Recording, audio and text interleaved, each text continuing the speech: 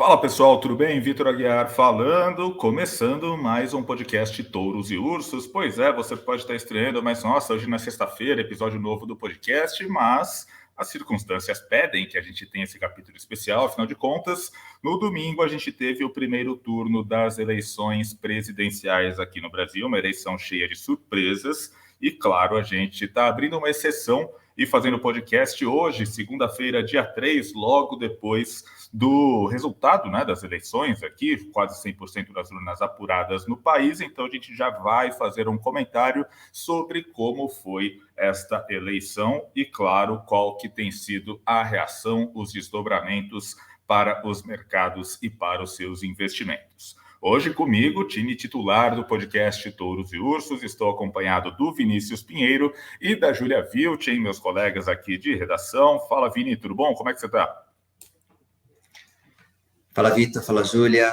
Tudo bem, pessoal? Bom, um pouco de ressaca pela festa da democracia. Ficamos, Júlia e eu, cobrindo até tarde o resultado das urnas, mas baterias recarregadas aí para a gente comentar um pouco mais sobre esse resultado e o que esperar. Não é mesmo, Júlia? Isso aí, Vini. Olá, Vini. Olá, Vitor. Olá a todo mundo que está nos ouvindo, nos assistindo.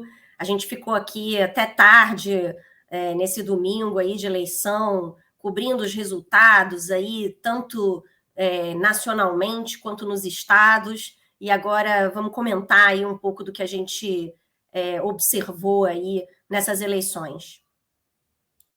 É isso aí, seu dinheiro teve uma cobertura especial ao longo deste fim de semana, né? Desde ali das últimas pesquisas eleitorais até os resultados das urnas, tanto para a eleição para presidente quanto para o resultado nos governos, resultado no Senado, né? Então, ao longo do domingo, uma cobertura bem extensa com tudo o que as urnas foram mostrando, e o que as urnas foram mostrando foi um desempenho bem melhor que o esperado do candidato Jair Bolsonaro, do presidente Jair Bolsonaro, e também de seus aliados aí para governos estaduais, para Senado, para cadeiras ali na Câmara dos Deputados ou, né, nas câmaras estaduais. A gente viu um desempenho que surpreendeu quem estava de olho ali no que as pesquisas indicavam e, enfim, né, surpreendeu o que era mais ou menos o consenso. De linhas gerais, todo mundo aqui nos mercados e grande parte dos analistas políticos cravavam, né, que a gente teria um segundo turno, né, se era o cenário mais provável de fato.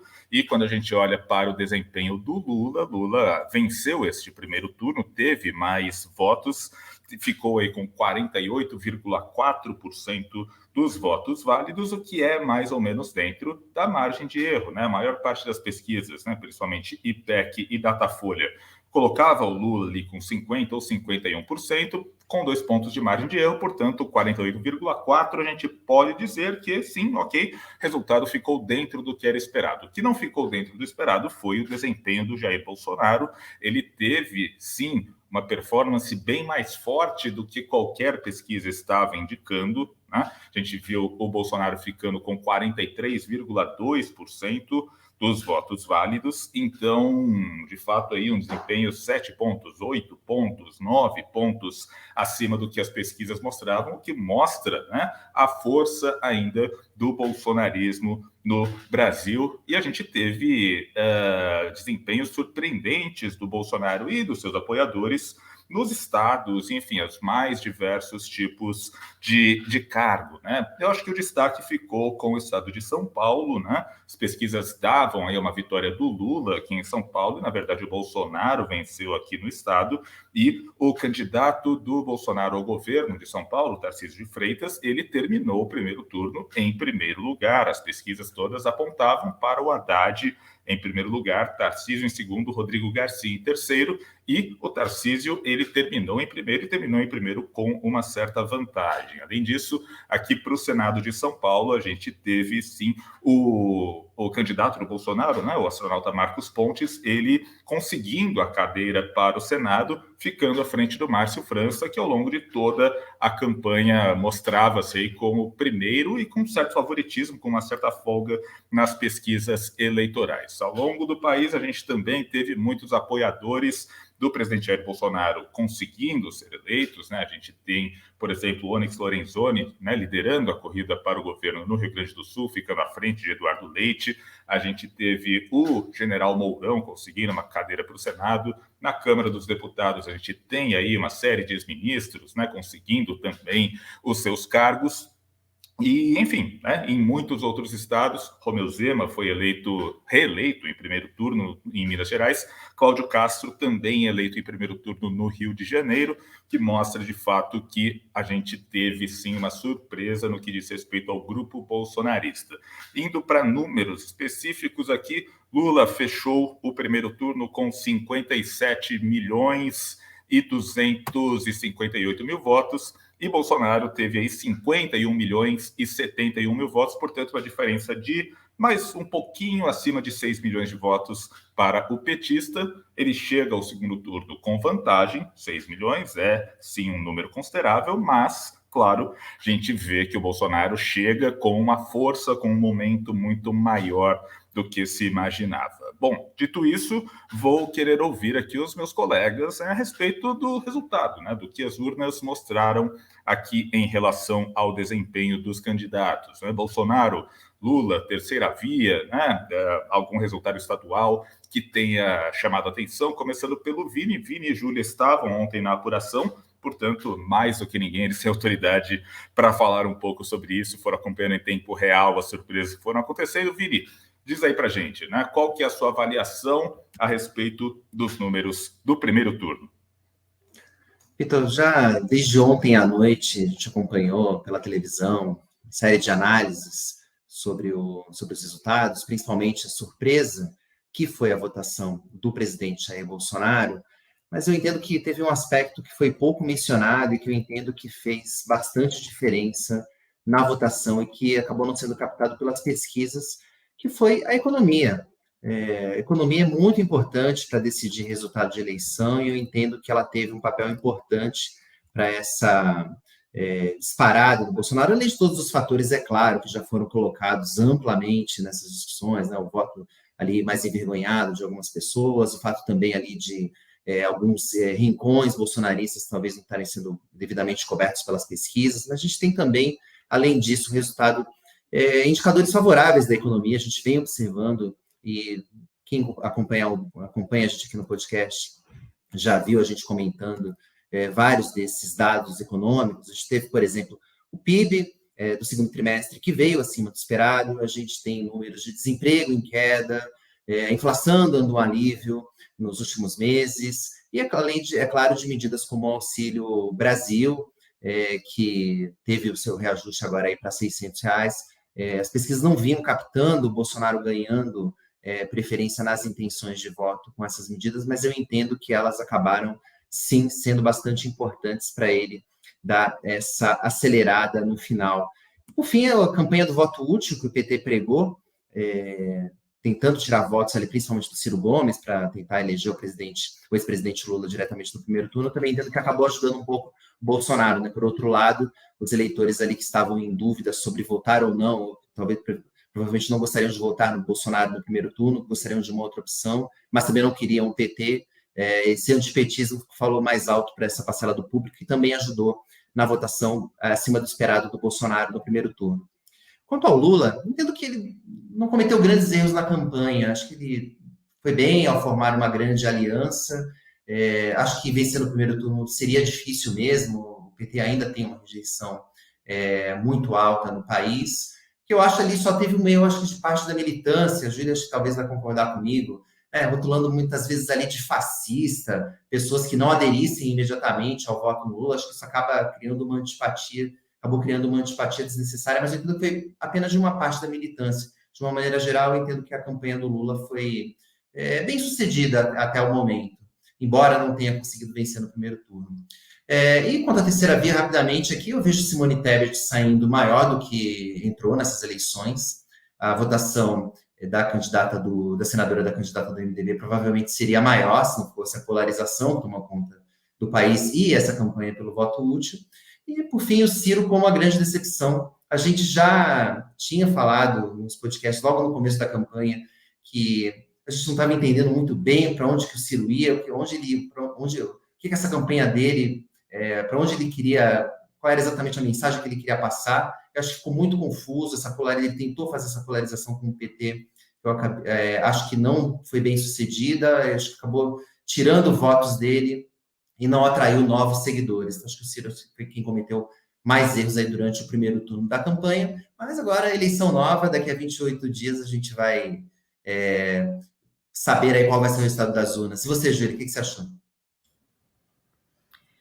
Eu achei, Vini, não vou dizer que eu esperava, né, os resultados que a gente observou, tanto para o presidente Jair Bolsonaro quanto nos estados, né? Então, assim, foi uma surpresa de certa forma, mas a mim, pessoalmente, não foi uma surpresa, assim, um choque, né? Meu Deus, mas como, né? Nada apontava para esse resultado, porque eu acho compreensível numa certa medida, e aí pegando carona em algo que você falou, né, a respeito da militância da esquerda como um todo, né, que em grande parte aí apoiou o Lula, né, aí com exceção do pessoal do Ciro, mas a maior parte da esquerda ficou em torno do Lula. Concordo com você, não acho que o Lula em si tenha cometido grandes erros, ou o PT em si tenha cometido grandes erros para não ter levado no primeiro turno como eles intencionavam, né? Mas eu acho que ainda não ficou claro para a oposição no Brasil que o brasileiro ele está vivendo na vida real, né? No mundo real. Então, questões como economia importam muito. Corrupção, aliás, segurança pública, né? A questão da justiça em geral, né? De punir os caras malvados, vamos dizer assim, né? Tanto corrupção quanto segurança pública são questões que afetam as pessoas e elas realmente se importam com isso. E muito menos com discursos bonitos, ideológicos. A esquerda brasileira ela tem uma visão um pouco atrasada em relação a uma série de questões que são caras à população brasileira em geral.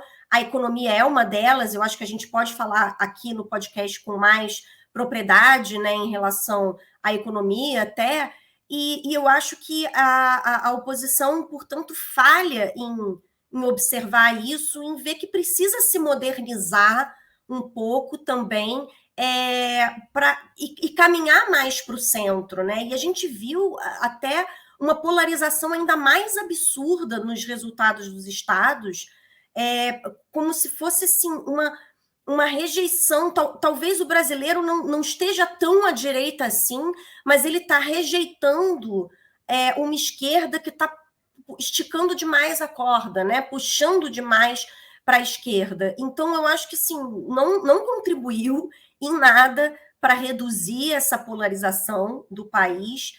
E essa questão da militância que você falou é muito isso, né? Houve uma campanha ferrenha da esquerda pelo voto útil já no primeiro turno, inclusive sugerindo que os demais concorrentes, como a Simone Tebet, o Ciro e também outros nanicos, não deveriam nem estar concorrendo. Se você é um democrata, você não deveria nem concorrer. Isso não faz o menor sentido. Se isso é uma democracia, qualquer um que esteja dentro dos critérios para se candidatar a presidente pode sim concorrer, não é uma democracia. Como você pode dizer que se você é democrata só tem que ter 2 candidatos? Isso não faria nenhum sentido a princípio. Então, eu acho que pode muita gente também ter ficado um pouco pé atrás com esse discurso tão taxativo, tão radical de que, bom, então quer dizer que se eu não voto no PT, quer dizer que se eu não voto no Lula, eu não sou a favor da democracia. E aí tem uma parte da militância que radicaliza ainda mais e diz que, bom, se você não vota no Lula, você é fascista, você é isso, você é aquilo. Então, eu acho que realmente esse é o tipo de discurso que pode acabar afastando apoiadores em vez de aproximar e acaba favorecendo o presidente Bolsonaro e os bolsonaristas que se colocaram muito desde 2018 como aqueles que são, entre aspas, contra tudo que está aí, né? Acaba fortalecendo eles, Vini. Eu só queria falar rapidamente também sobre o resultado, né? Eu acho que mais do que a disputa à presidência, né, me chamou muito a atenção o resultado para o Congresso, mais especificamente para o Senado, né? O cargo de senador é um cargo de 8 anos, né? Então a gente teve, né, a eleição ela vai alternando, né?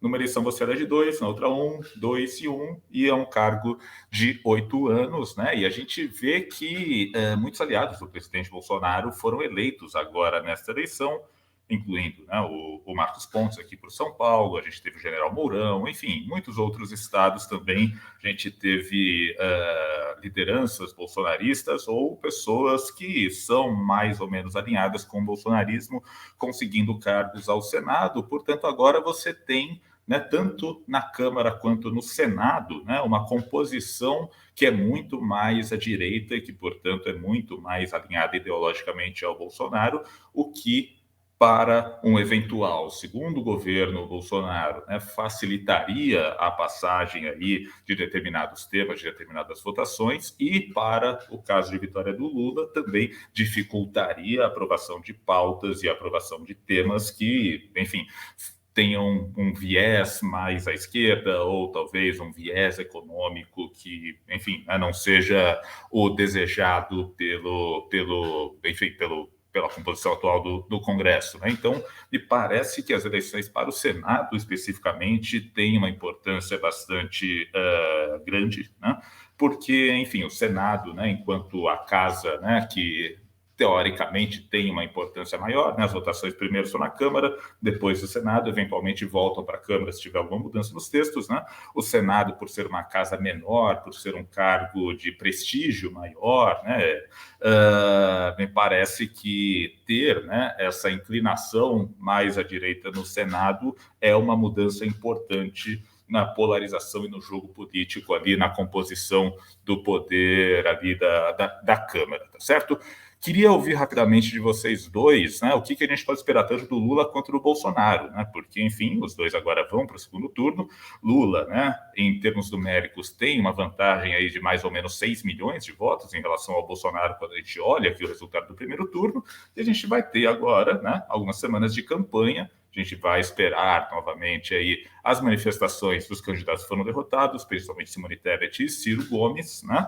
Mas, enfim, o que é que a gente pode esperar dos dois a respeito de mudanças no tom, a respeito de mudanças na campanha e movimentações que possam vir a impactar esse placar, né, que por hora está aí 6 milhões de eleitores a favor do Lula. Vini, o que você pode dizer?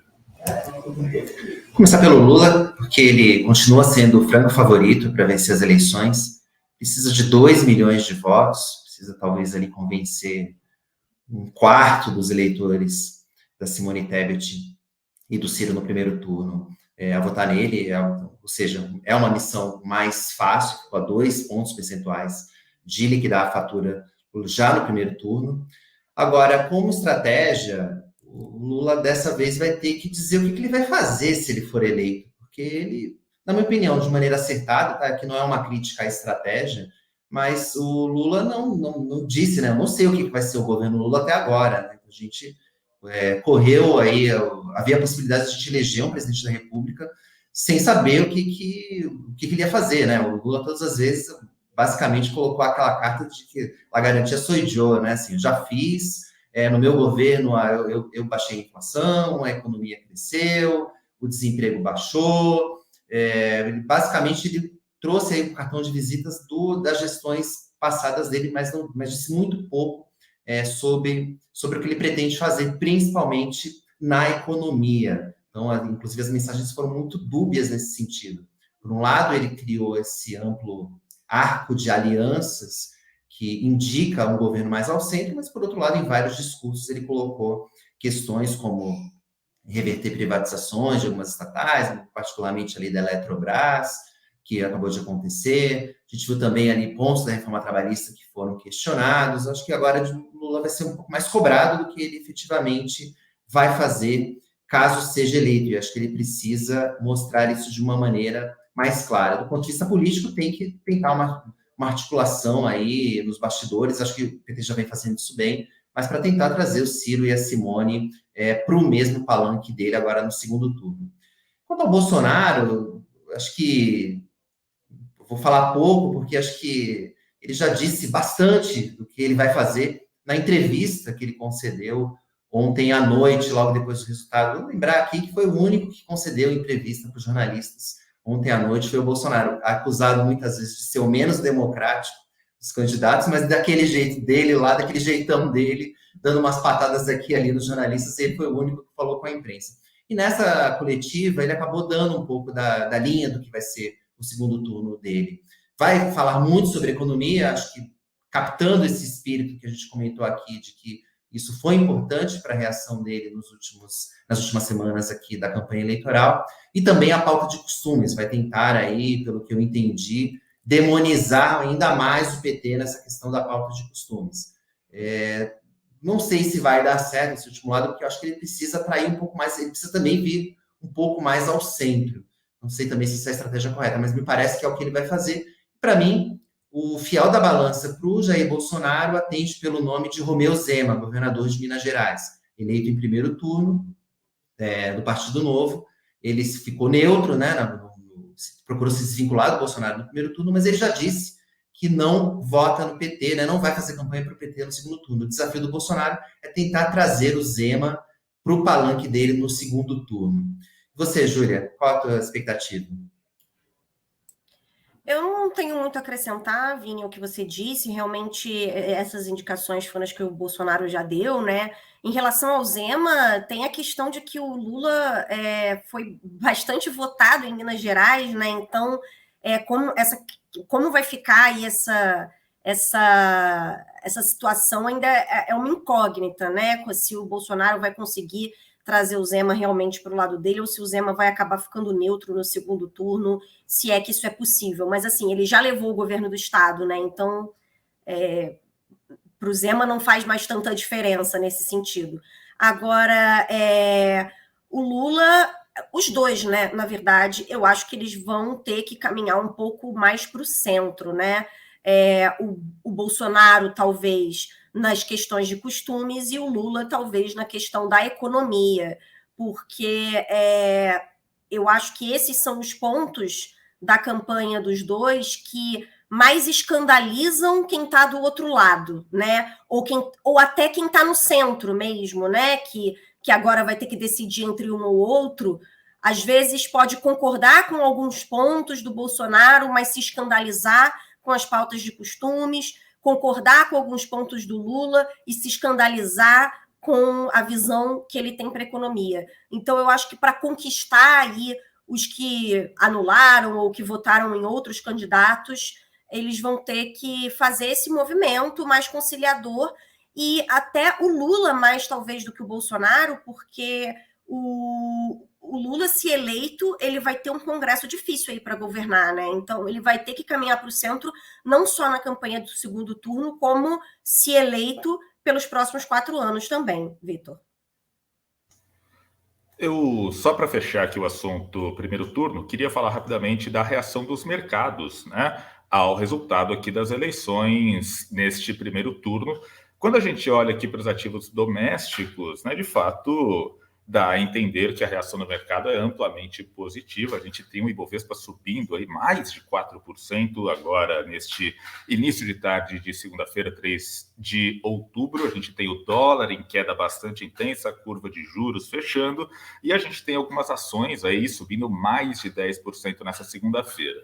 Dá para dizer que 100% desse desempenho é por causa das eleições? Não dá, porque no exterior a gente também tem um dia bem positivo, a gente tem um dia de commodities em alta bastante firme, petróleo subindo mais de 5%, isso, claro, puxa ações como Petrobras, PetroRio, etc, etc, etc, mas, sem dúvida nenhuma, o desempenho aqui do Bolsonaro e dos candidatos, né, mais alinhados à direita nas demais eleições, isso sim está fazendo preço, principalmente na composição do Congresso, né? Aquilo que eu tinha dito, o desempenho, né, dos candidatos mais direita, ele surpreendeu, né, o mercado, assim como o desempenho do próprio Bolsonaro, e a avaliação neste momento é que o cenário mais plausível seja de Lula vencendo a eleição presidencial, mas com esse Congresso duro, digamos assim, o que eventualmente dificultaria medidas, né, a aprovação de pautas que não são tão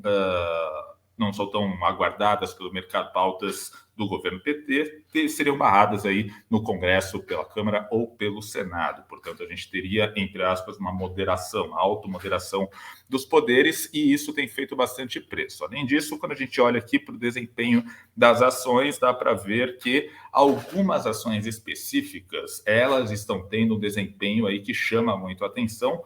Diria que Sabesp é um caso muito particular, né? Porque com a vitória aí do Tarcísio de Freitas no primeiro turno, uma surpresa, o Tarcísio estava em segundo nas pesquisas, ficou em primeiro, agora ele é favorito, né, para vencer o pleito e se tornar governador. Tarcísio, ministro da Infraestrutura, né, ele levou aí uma agenda de privatizações, de concessões de ativos de infraestrutura, né, muito intensa, desde lá do início da sua presença do governo, que é lá do governo Dilma. Ele ficou no governo Dilma, no governo Temer, no governo Bolsonaro, e aí especula-se que Tarcísio, enquanto governador, daria aí um segmento bastante ágil à eventual privatização da Sabesp. Então, Sabesp, por exemplo, subindo 15% hoje. Na outra ponta, dá para ver que ações de educação, como Edux, como Cogna, né, elas estão sofrendo muito. Por quê? Porque o Lula, né, uma das bandeiras dele na campanha era a criação de uma espécie de FIES 2.0, e tendo em vista esse cenário, né, Congresso aí que vai dificultar as pautas do Lula numa eventual vitória dele, então talvez esse FIES 2.0 ele não progrida tanto assim, e aí a gente vê uma realização de lucros no setor de educação, tá certo? Bom, dito isso, vamos para a parte dos touros e dos ursos. Só passando alguns recados, você que está nos escutando no Spotify, no Apple Podcasts, no Deezer, segue o canal do Seu Dinheiro. A gente, na nossa programação normal, nós temos podcasts às sextas-feiras, cada 15 dias touros e ursos, e a cada 15 dias a gente tem o Papo Cripto com o Renan Souza. É claro, né? Agora, com eleições, a programação ela saiu um pouco do normal, mas siga a gente que toda semana tem um programa novo para você. E você que nos assiste no YouTube também segue a gente, porque o YouTube do Seu Dinheiro está cheio de conteúdo exclusivo, cheio de análises de mercado e de tudo que mexe com o seu bolso, tá certo? Vamos lá, então, vamos falar um pouco dos touros dessa semana. Quem é que a gente vê aí com bons olhos, né? Ativos, notícias, enfim. O que é que a gente está aí achando que está com um desempenho que promete? Vamos começar aqui pelo Vini. Vini, por favor, qual que é o seu touro desta segunda-feira? Bom, essa é a votação que a gente gosta aqui de fazer, né? Toda semana aqui. Todo o programa, os nossos touros e os nossos ursos. Bom, meu touro da semana são os meus touros, é um pouco a extensão do que você já disse, Vitor, são as ações das empresas estatais que haviam ficado de lado nas últimas semanas, com a possibilidade do Lula vencer as eleições presidenciais. Havia um receio de parte do mercado de um maior intervencionismo nessas empresas, até porque, entre as poucas declarações que o Lula deu sobre a economia, uma delas foi justamente a possibilidade de uma intervenção nessas empresas mesmo, né? Ele falou, por exemplo, que caso eleito vai enquadrar o Banco do Brasil. Isso, obviamente, não pega bem no mercado e acabou travando um pouco o desempenho dessas ações, e com isso, no pregão dessa segunda-feira, os investidores acabam embutindo um pouco mais no preço dos papéis a possibilidade de uma vitória de Jair Bolsonaro agora no segundo turno. Ainda a possibilidade maior é de uma vitória do Lula, mas apenas essa mudança no quadro, inclusive com essa eleição do Congresso, acabou tornando a possibilidade de uma intervenção no eventual governo Lula mais difícil. Tudo isso coloca aí, faz com que as ações das estatais acabem tendo esse desempenho muito bom no pregão de hoje. Então, coloco aí como o meu touro da semana, as ações das empresas estatais. Destaque para ficar com uma só aqui, vou ficar com Petrobras, tá? Só para que foi o grande tema da campanha, então vou dar meu touro da semana para Petri 4. Tá certo. E você, Júlia, quem que é o seu touro desta semana? Meu touro da semana, Vitor, vai ser o bolsonarismo, né? Que mostrou aí, nesse primeiro turno das eleições, que está bastante vivo no país ainda. Saiu aí maior das eleições, né? Não só com o Bolsonaro surpreendendo no seu desempenho no primeiro turno, como também o partido, né? O PL, o partido do presidente Bolsonaro, e outros aliados de outros partidos terem conseguido aí cargos ou primeiro lugar em disputas de segundo turno bastante importantes, né? A gente pode começar aqui, governos de estados, o segundo turno em São Paulo, liderado aí pelo Tarcísio de Freitas, né? Ex-ministro bolsonarista, aliado do presidente Bolsonaro. No Rio de Janeiro, do PL, Cláudio Castro, reeleito em primeiro turno. Em Minas Gerais, o Romeu Zema, que se manteve neutro, mas é mais associado aí à direita, né? Também reeleito em primeiro turno. Onyx Lorenzoni, do PL também, disputando o segundo turno, terminando em primeiro lugar aí no Rio Grande do Sul. Jorginho Melo, também do PL, disputando o segundo turno, terminando em primeiro lugar também em Santa Catarina. A disputa do Senado, né, Vitor, que você mesmo citou aí, agora o PL se consolidou como partido com a maior bancada do Senado, com 14 das 81 cadeiras, né, 5 a mais do que na última formação, enquanto o PT, né, do Lula, passou de 7 para 9 cadeiras, mas ainda bem atrás aí do PL. E a gente viu aí muitos ex-ministros bolsonaristas, e o ex-vice-presidente, né, o Mourão, se elegendo senadores. A gente viu a Damares se elegendo senadora no Distrito Federal, Marcos Pontes em São Paulo, Rogério Marinho no Rio Grande do Norte, Jorge Saif em Santa Catarina, o Sérgio Moro, né, que rompeu com o governo Bolsonaro, mas foi também aí um ministro bolsonarista se elegendo no Paraná, e, como eu falei, o Mourão no Rio Grande do Sul. E na Câmara também o bolsonarismo saiu bastante forte, né? Ganhou pelo menos 23 deputados nessa eleição, chegando a uma bancada aí de 99 deputados só para o PL, só para o partido do presidente Bolsonaro, o que representa aí mais ou menos 20% da composição da Câmara dos Deputados. É a maior bancada eleita na Câmara para um partido nos últimos 24 anos. E também teve alguns campeões de votos aí entre os deputados bolsonaristas, né? O deputado federal mais votado foi o Nicolas Ferreira, de Belo Horizonte, né? Com 1,4 milhão de votos. Em São Paulo, a gente teve aí também, como deputados estaduais aí muito votados, o Boulos, depois do Boulos, né, perdão, que é do PSOL, a gente teve aí a Carla Zambelli, o Eduardo Bolsonaro, o Ricardo Salles, também aí todos como os mais votados aí, né, entre os mais votados. A gente viu também um avanço da esquerda, um avanço do PT na Câmara, né? O PT ganhou na Câmara dos Deputados 20 deputados federais, né? Passando de 56 para 76, mas ainda menos do que o PL. Então a gente viu aí uma vitória massiva do bolsonarismo nesse primeiro turno. Então esse é o meu touro da semana, Vitor. Eu vou continuar aqui no tema de eleições para falar do meu touro da semana. Meu touro vai para as urnas eletrônicas, né? A gente, enfim, né, eu particularmente tive uma experiência de voto, né, que foi até um pouco mais demorada que o normal, e vejo que muitas pessoas relataram mesmo, né, filas um pouco maiores do que o comum para um dia de eleição, mas quando a gente olha aqui, né, processo eleitoral brasileiro, urnas fecharam às 17 horas, diria que por volta das 20 a gente já tinha uma indicação clara do principal resultado ali para a eleição presidencial e também, né, uma tendência mais ou menos consolidada para quase todos os estados. Portanto, processo eleitoral que correu sem sobressaltos, né, a gente teve poucos casos, né, poucos relatos aí de problemas ou de transtornos maiores ao longo do domingo, e a gente teve a apuração ocorrendo aí num tempo hábil bastante baixo. Diria que até meia-noite a gente já tinha aí quase 100% das urnas apuradas, né? Só você pensar como são as eleições americanas, né? Que se arrastam por 3, 4 dias até que um resultado seja conclusivo, então é aquela coisa modorrenta e aquela coisa que não avança.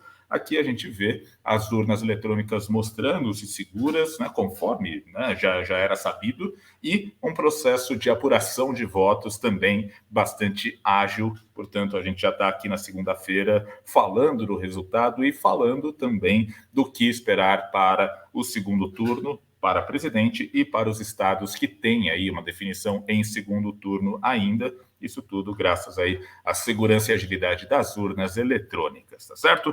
Vamos passar agora para os ursos. Vamos falar um pouquinho de quem não foi tão bem assim, começando pelo Vini. Vini, fala um pouco do seu urso desta semana.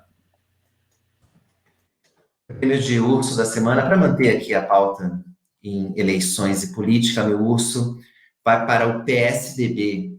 O resultado das eleições ontem coroou o verdadeiro desastre que foi a articulação do partido nos últimos anos. Lembrando que, durante a pandemia, o partido teve a oportunidade de ter o antagonista do presidente Jair Bolsonaro, que foi o governador de São Paulo, João Dória, foi a pessoa responsável por trazer a vacina para o Brasil, tinha um grande trunfo nas mãos do partido, né? O governo do maior estado do país, no momento de pandemia, criando ali um contraponto ao presidente Jair Bolsonaro, mas acabou jogando tudo fora, e não só acabou não tendo uma indicação para concorrer à presidência da República, como ainda perdeu o estado de São Paulo. Depois de 28 anos, o PSDB não governará mais o estado de São Paulo. E o desastre não acaba por aí. O partido elegeu só 13 deputados federais, virou praticamente um partido nanico, um partido que governou o país durante 8 anos, virou praticamente um partido nanico. E dos grandes estados da federação, tem ali uma possibilidade de vitória com o Eduardo Leite, que, aliás, era um dos possíveis candidatos à presidência do PSDB, agora está aí com uma grande dificuldade, quase não conseguiu passar para o segundo turno das eleições lá no Rio Grande do Sul, e se o Eduardo Leite pede a reeleição, o PSDB realmente fica sem aí nenhum nome nacional para disputar as eleições aí no futuro. Quer dizer, então, não só o presente é muito ruim do PSDB, como o próprio futuro é bastante preocupante. Então, meu urso da semana vai para o PSDB, e fica só aqui uma menção desonrosa, Vitor, se você me permitir, para as pesquisas de opinião pública que erraram feio, principalmente nos resultados dos estados, né? Então, errou ali na eleição nacional, mas realmente na votação dos estados e para o Senado, realmente as pesquisas erraram feio. Então, vai aqui minha menção desonrosa também para as pesquisas. Você, Juliana, qual o seu urso da semana? O meu urso da semana, Vini, também vai para alguém que saiu menor dessa eleição, né? O Ciro Gomes, que teve o seu pior desempenho numa eleição presidencial aí, de todas as 4 tentativas que ele teve de chegar à presidência da República, ele teve o seu pior resultado nas urnas nesse domingo, teve só 3% dos votos válidos, e as pesquisas erraram também no caso do Ciro, mostrando aí, as últimas pesquisas mostravam que ele poderia ficar aí na casa dos 6%, ainda à frente da Simone Tebet, e acabou que ele ficou atrás dela, né? Ficou em 4º lugar. E enquanto ela saiu maior, o Ciro saiu menor. Ele já vinha falando que não tentaria concorrer novamente, né? O PDT também, né? O partido do Ciro saiu menor dessa eleição, né? Não conseguiu se firmar de fato como uma alternativa dentro da esquerda, como uma alternativa ao PT. Não conseguiu também deixar muito claro ao que veio. O partido perdeu 2 deputados, né? 2 deputados federais e 1 senador, então também sai menor aí dessa eleição, esse que é o meu urso da semana. E aí, Vitor, e o seu urso? Antes de eu falar do meu urso, só queria fazer um comentário sobre Ciro Gomes, né? Vou reproduzir as palavras da Eliane Cantanhede, né, na Globo News. Ciro Gomes, ele está isolado na política nacional, né? Nem ali o lado da esquerda, nem o lado da direita parecem ali querer algum tipo de associação com Ciro Gomes. Ciro Gomes está isolado no PDT, Ciro Gomes está isolado no Ceará, o estado dele, né, o candidato que era apoiado por Ciro Gomes não teve um bom desempenho. Ciro Gomes está isolado na própria família, porque, né, os irmãos dele, os irmãos Gomes, Cid, né, e o terceiro irmão, desculpa, me fugiu o nome dele, mas também...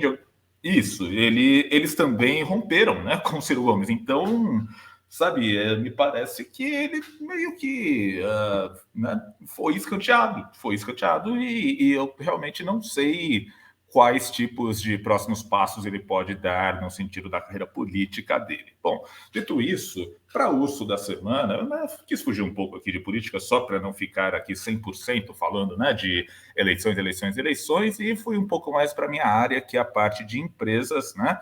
E aí, teve um acontecimento na semana passada que ficou meio escanteado, né? Ninguém deu muita atenção, porque, enfim, né, estava ali as vésperas do primeiro turno, etc. Mas um acontecimento que envolve a Embraer, especificamente envolve a IVE, né, a controlada dela que faz aqueles carros voadores, né? O que aconteceu? Bom, vamos dar uns passos para trás. IVE, subsidiária integral da Embraer, ela passa por um processo de fusão com o SPAC lá nos Estados Unidos e abre capital na NYSE. Ótimo, então agora IVE é uma empresa de capital aberto nos Estados Unidos, muito bacana, isso aconteceu mais ou menos em maio.